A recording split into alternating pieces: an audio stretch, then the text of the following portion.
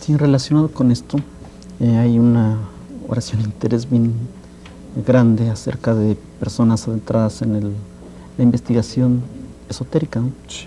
En el sentido de Juan Matus, Ajá. ¿verdad? ¿Qué relación tiene todo el trabajo que usted ha realizado y la enseñanza de Juan Matus? Ajá. El mundo del nahualismo, Sí. los chamanes, Sí, mire, etcétera. toda la obra de Castaneda Sí. nos está indicando esto. Hasta hace relativamente pocos años le era más fácil a un mexicano establecer conocimientos o hacer investigaciones de tradiciones sagradas orientales, por ejemplo, que de las mexicanas. Las tradiciones Sí. sagradas mexicanas estaban totalmente vedadas para los mexicanos, porque no había forma de establecer conexión con ellas.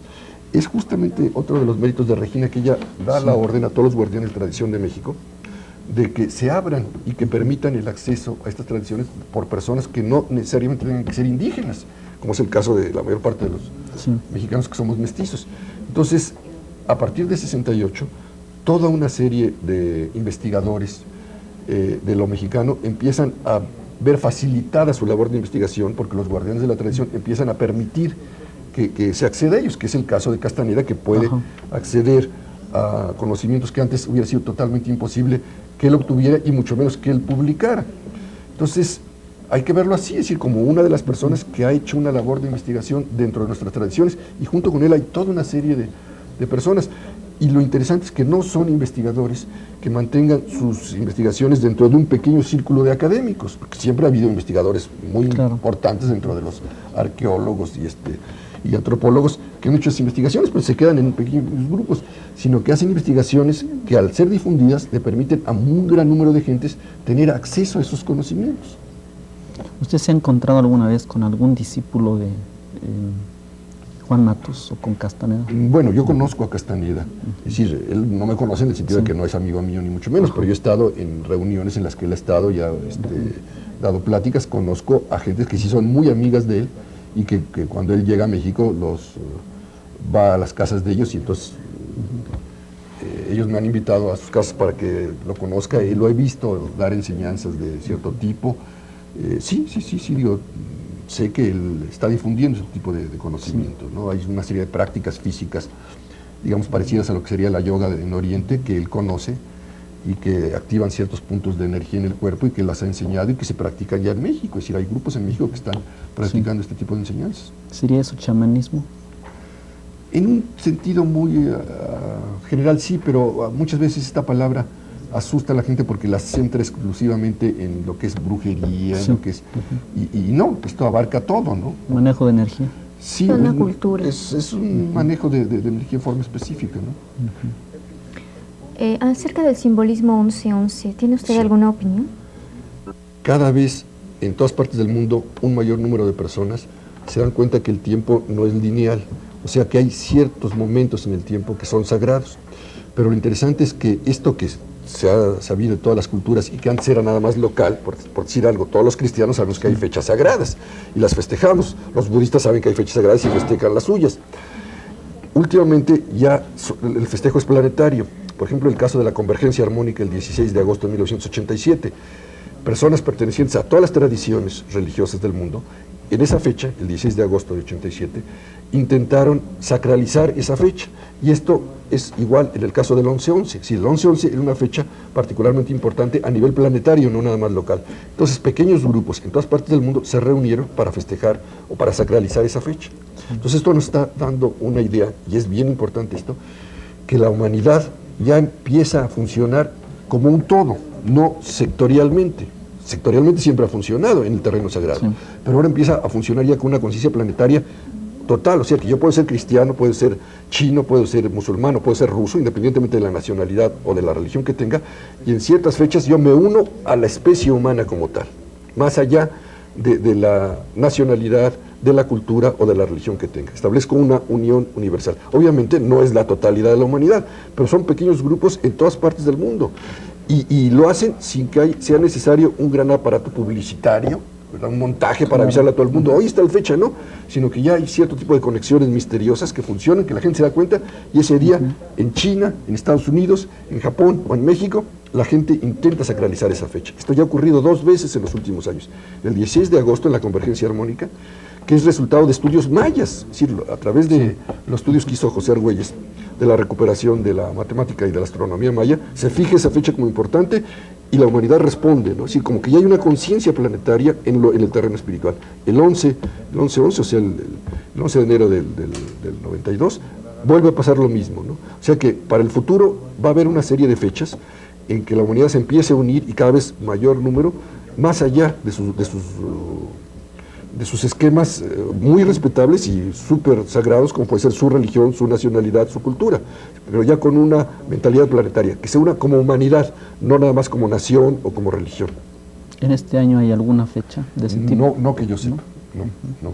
Son fechas siempre tanto distanciadas, pero cada vez más fuertes en su impacto, ¿no? Bueno, o sea, ¿nos podría comentar algo acerca de las capacidades de Regina en el aspecto astral? O sea, desde el punto de vista de que si ha habido alguna experiencia con alguna persona que la haya visto o que haya recibido alguna información. Mire, aquí podemos caer en un terreno muy fantasioso. Siempre hay gente que se está imaginando que tiene hilo directo con todo el mundo, y yo desconfío mucho de ese tipo de cosas. Pero en cambio sí confío mucho en que los seres de luz, los seres realmente evolucionados, nunca desaparecen, nunca se van, siempre están presentes con nosotros. Y que cuando se tiene buena fe, es decir, cuando se desea recibir una ayuda espiritual, cualquier persona puede establecer comunicación con ellos. No la ayuda mezquina material de que, oye, necesito sacarme la lotería, no, sino la ayuda que, por favor, necesito que me ayuden para crecer espiritualmente. Siempre hay esa conexión y cada vez se nota más. Los artistas son muy sensibles a esto, ¿no?